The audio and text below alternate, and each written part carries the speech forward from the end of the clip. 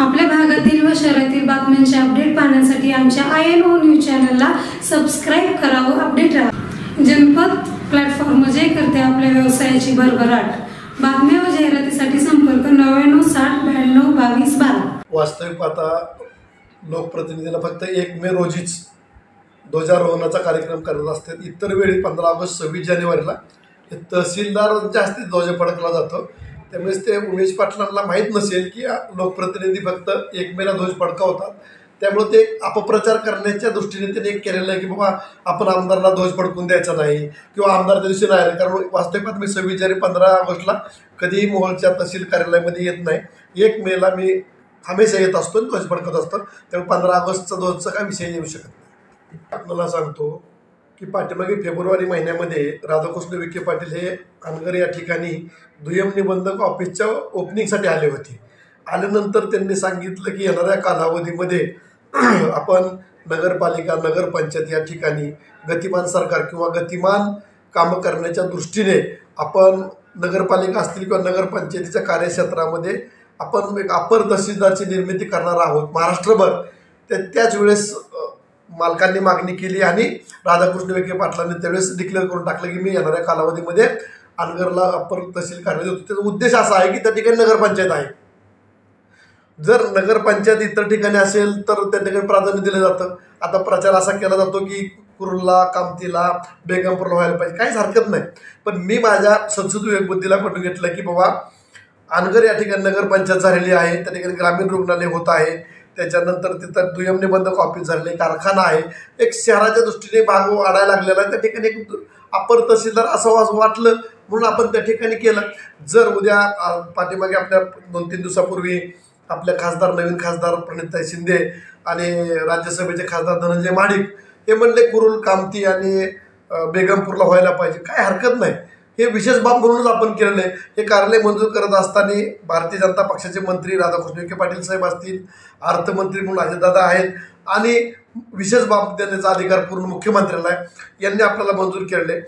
हीच काम मुंडे साहेब, महाडिक साहेबांनी आणि प्रणिती शिंदेंनी करावं। त्यांना मी स्थानिक आमदार यांना त्यांनी पाहिजे त्या ठिकाणी त्यांना शिफारस दिली किंवा मी त्यांच्या बरोबरीने राहील। मला का नको वाटतंय का कुरुल, कामती माझ्याच मतदारसंघातील आहे। परंतु एक प्रश्न असा पडतो की विरोधासाठी विरोध किती करावा। जर कुरुल कामतीला तुम्हाला हे कार्यालय झालं तर चांगलं वाटतंय, अनगरा नको आहे। मग जर कुरुल कामतीला कार्यालय झालं तरी मोहोळच्या बाजारपेठेवर परिणाम होणार नाही का? मोहोळचे दुकानदार बंद पडणार नाहीत का? राजन पाटील किंवा आम्हाला स्थानिक आमदारांना विरोध करण्याच्या उद्देशानेच तुमची ही फक्त भूमिका आहे, ह्याच्या व्यतिरिक्त दुसरं काही नाही।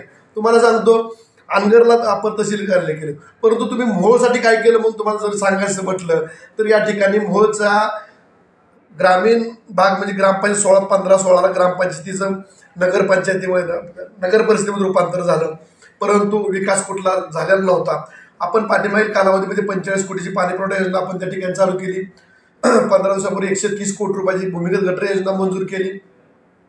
मोहोळच्या तहसील कार्यालयासाठी प्रशासकीय इमारत बांधण्यासाठी आपण 25 कोटी रुपये मंजूर केले। आठवडे बाजारासाठी 5 कोटी रुपये आपण मंजूर केले।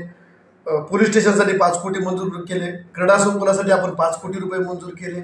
नागनाथ मंदिराच्या जीर्णोद्धारासाठी आपण 95 लाख रुपये पर्यटनामधून आणि 2,57 लाख रुपये नगरोत्थानमधून असे 3.5 कोटी रुपयाचा आपण निधी मंजूर केला आहे। असे वेगवेगळी कामं आपण या ठिकाणी करत आहोत। फक्त अनगरला विकास असा विषय नाही, अनगरच्या 10 पट आपण मोहोळमध्ये विकास करतोय। दुय्यम निबंधक कार्यासाठी आपण 1,80 लाख रुपये आपण मंजूर केलेत। अशा पद्धतीने आपण मोहोळ शहरामध्ये चांगल्या प्रकारचं काम करण्याचा प्रयत्न करतोय। त्यावेळेस माझ्याकडे कुठला विरोधक नव्हता आला की बाबा तुम्ही हे काम करा, हे सांगा, ते करा। मी माझ्या मनाने केलेलं, त्याच्यातील एक भाग हा अनगर आहे।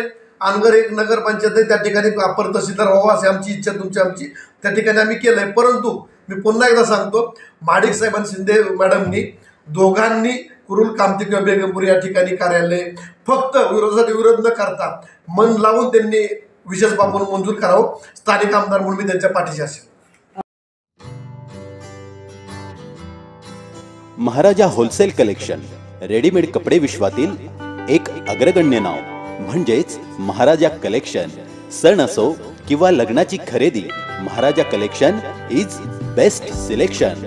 नामांकित कंपनीचा व दर्जेदार क्वालिटीचा माल, बच्चे पार्टीसाठी fancy dress, branded jeans, sherwani, T shirt तसेच मेन्स वेअर मध्ये formal, casual, partywear shirt, T shirt, विविध ब्रँडच्या कॉटन जीन्स, प्रिंटेड शर्ट, त्यासोबतच महिलांसाठी नाविन्यपूर्ण रंगाच्या व डिझाईनच्या वेगवेगळ्या साड्या, यामध्ये कॅटलॉग, काठपदर, कॉटन डिझायनर आणि फॅन्सी साड्याचा भव्य खजिना, तसेच मुलींसाठी ghagra dress, ladies all type hosiery, त्यासोबतच प्लाझो, वन पीस घागरा आणि dress material, jeans, long dress, frock, ladies top अगदी होलसेल दरात. ग्राहकांचे समाधान हेच आमचे ध्येय. आमचा पत्ता तिऱ्हेमार्ग रोड, तारापूर नाला, तालुका पंढरपूर, जिल्हा सोलापूर. Mobile number 7507 31 19 51.